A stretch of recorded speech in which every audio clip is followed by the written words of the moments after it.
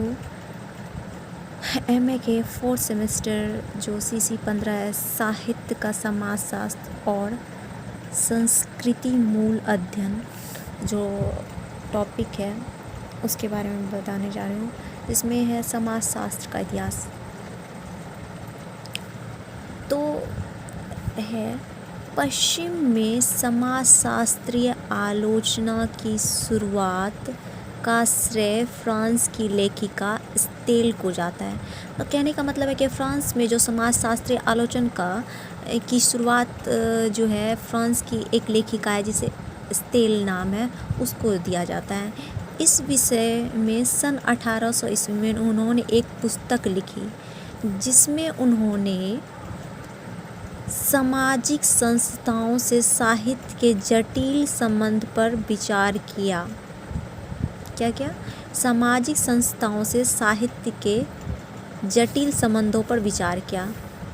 अपनी पुस्तक की भूमिका में लिखा, मैंने साहित्य पर धर्म, नैतिकता और कानून के प्रभाव तथा उन सब पर साहित्य के प्रभाव की जांच परख का प्रयत्न किया है।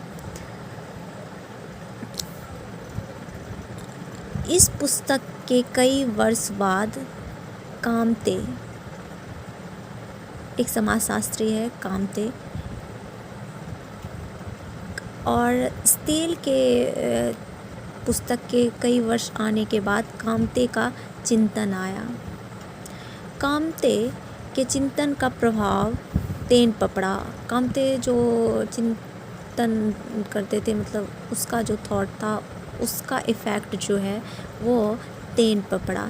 तेन कला का दर्शन नामक अपने ग्रंथ में उन्होंने एक बुक लिखा जिसका नाम है कला का दर्शन नामक अपने ग्रंथ में समाजशास्त्रीय आलोचना की पद्धति को स्पष्ट करते हुए लिखा। क्या लिखा तेन ने?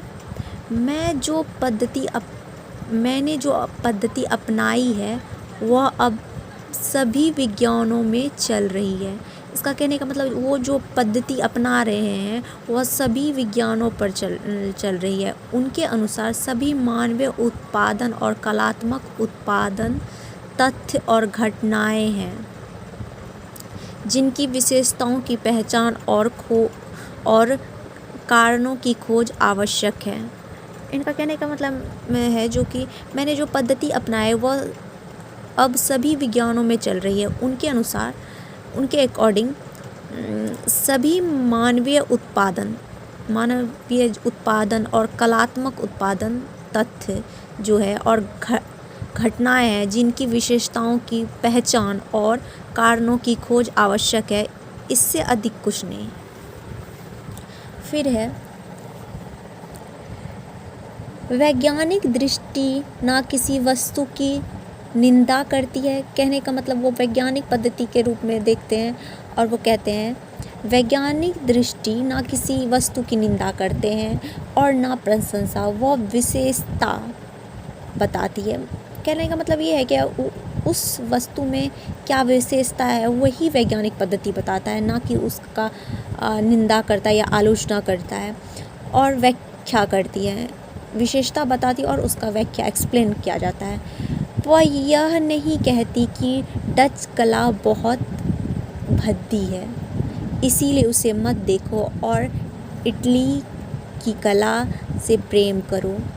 तेन अंग्रेजी साहित्य का इतिहास लिखते हुए अपनी पुस्तक की भूमिका में लिखा है कि कोई कृति ना तो एक व्यक्ति की कल्पना की किरा है। मतलब कहने का मतलब कोई जो भी कृति है, कोई भी जो रचना है वो एक व्यक्ति की कल्पना की किरा नहीं है, ना किसी उत्तेजित मन की भटकी हुई अकेली तरंग है, और ना ही उनके कहने का मतलब किसी उत्तेजित मन की, मतलब केवल एक आदमी का वो भटकाव अकेली तरंग नहीं है। वह समकालीन रीति रिवाजों का पुनर्लेखन है और एक विशेष प्रकार के मानस की अभिव्यक्ति। अब हम महान रचनाओं से यह महान रचनाओं से हमें क्या पता चलता है? तो इसका कहना है कि हम महान रचनाओं से यह जान सकते हैं कि किसी समय और समाज में मनुष्य कैसे सोचता और अनुभव करता है। कहने का मतलब ये है क्या, जो कोई भी रचनाएं जो रची जाती है उसको पढ़ने से हमें पता चलता है कि उस टाइम पीरियड में समाज की क्या स्थिति थी, कैसा समय चल रहा था और लोगों का किस तरह का सोच था। तो इस क्रम में टैन ने समाजशास्त्रीय आलोचना के 4 पक्ष उद्घाटित किए हैं।